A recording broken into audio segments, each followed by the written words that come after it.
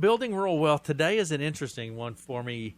I don't think I've heard this before. The gratitude portfolio.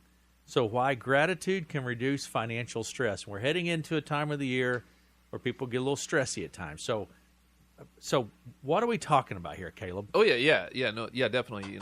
Little different concept, but yeah, the holidays are right around the corner, which, we want it to be a time of cheer, a time of getting together, but inevitably there always is kind of some stress when it happens around the holidays of getting together with the family. There's usually increased expenses, you're traveling, all these things, and it can feel like, kind of just one more expense, but yeah. It's one of the most emotionally challenged times for a lot of people. Even financially sound people, can feel like, hey, again, there's just always something around the holidays that takes another, expense. And it's not always just about the numbers, it's about expectations and comparisons. You start wondering, am I doing enough? Are we doing enough? Mm-hmm. And we've had conversations with folks that, hey, they know they're doing okay financially, or they say, I'm doing okay financially, but I just don't feel okay. And a lot of times to us that says, that's not a money thing. It's kind of a mindset thing. You can be doing all the right things financially, but you just don't always feel like you're getting the most out of it, or right. You don't feel right about it. Today we want to talk about something, usually we don't talk a ton about, but, it's a show that's about balance sheet, or that doesn't show up on the balance sheet, but it's about gratitude. Yep. How can you actually help with financial stress and be grateful for the things that you have or the things that you're working on? And gratitude can be like that financial reset button. It helps you focus on what's working, and help you provide that calm in your financial life, and really refocus about what's important. We tell people all the time, the amount of money isn't the main thing. It's what you get out of it, yeah. Which is the gratitude that you get out of it. So how do you kind of reframe that, especially around the holiday season, which that is, the emphasis of this time? This is going to be interesting. So what does financial stress really look like, Amy? Well, financial stress isn't just about your debt or your bills. It can look like losing sleep, second guessing all your purchases, arguing about money, and it really sneaks up during the holidays. When you feel like you should spend more or give more, and even if your plan says otherwise, we really attach a lot of emotion to every dollar, especially around the holidays when you're using your money, to maybe purchase things for other people, or to make your house look nice, or just to, give money to other charities. And then come January, you look at your bank statement, Wowzer. your credit card statement, and it's just, mind-blowing. You didn't realize how all those little small purchases you made without thinking really added up.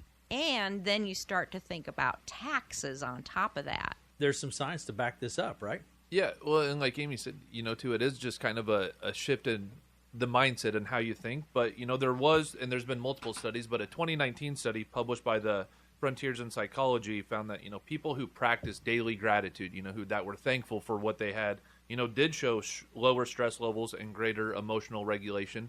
There's all sorts of other studies that people who, are thankful or do those type of psychological things that are helpful, are better. So we kind of know that. We all kind of know that. But again, it's hard to do that, But like Amy mentioned, when you're focused on what's going right, a steady income, paying off debt, saving each month, having a supportive community, whatever it is, you do have more clarity about what the next step, and you feel better about it. But again, sometimes that's hard. Focusing on what's right or what's gone right. We all focus on what's gone wrong.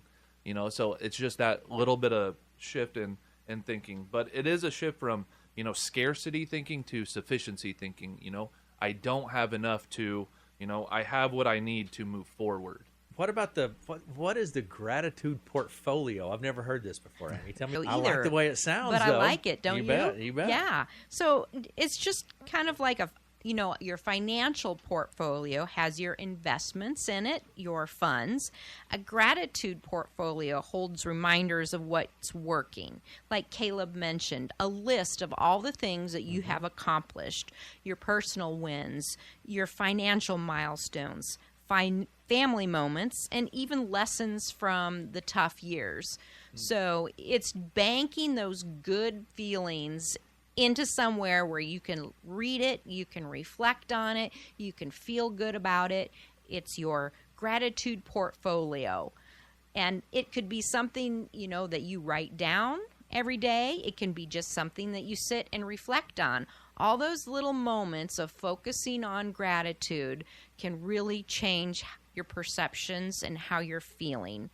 And, we're not talking about ignoring problems. It's just recognizing growth and stability that you've already built into your life. Every positive milestone becomes a mental deposit. Good stuff. Yeah, when you focus on those wins, you often make clearer and calmer decisions about your money because they're grounded in perspective and not panic. Absolutely. A couple ways to get more tactical, though, is, starting with a gratitude budget, kind of, take an inventory like that, but even setting aside a small amount each month for something meaningful, not just material. That doesn't have to be just money either. That could be your time. Absolutely. What are you grateful for that you want to do for a cause with your, resources or your time, Reviewing your financial plan through a gratitude lens, before diving into numbers, note a couple things that went right this year, or you're doing it. Hey, we've talked to clients, hey, your child has now started college and you are helping them with that. That's a huge accomplishment. Mm-hmm. It took all this time to raise them, save up the money and get them through there. Now you've actually done it. They're there. Like, recognize that, allow for that, and that's all part of the plan. That takes a long time to get there. Maybe sometimes viewing your taxes differently can help too. Instead of frustration, see it as gratitude for income and in productivity. Yeah. Again, your view on taxes may change a lot of things in your financial life of how you can be proactive and stuff too. But again, it's little things like that. And sharing gratitude with your team or your family. Saying thank you when someone helps you, financially win or is responsible for something. Again, sharing that gratitude or knowing how that and getting it back, is a huge multiplier because, it is a communication tool.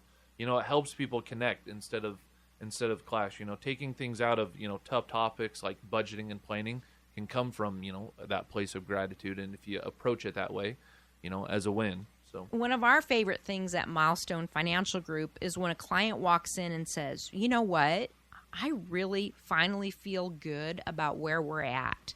And that's when financial planning feels most rewarding because not just the numbers, but the personal results and the feelings that we get from our clients. Because we know that financial planning and purposeful saving is really hard to do. And that's just when gratitude becomes part of your financial plan. Stress just loses its grip. You know what your focus is. You start planning from a place of calmness and not pressure. A portfolio is a collection, of investments or things, Hey, that's kind of what gratitude is. It's a collection of moments, things over time that you want to be thankful for, show outwardly and stuff too. So, no, Amy hit it on the head. It all ties together as far as your mindset, your financial planning, how you treat others, how you think of yourself, and anything we can do to help folks, determine that, figure that out, encourage them, alongside their way. That's what we're here for.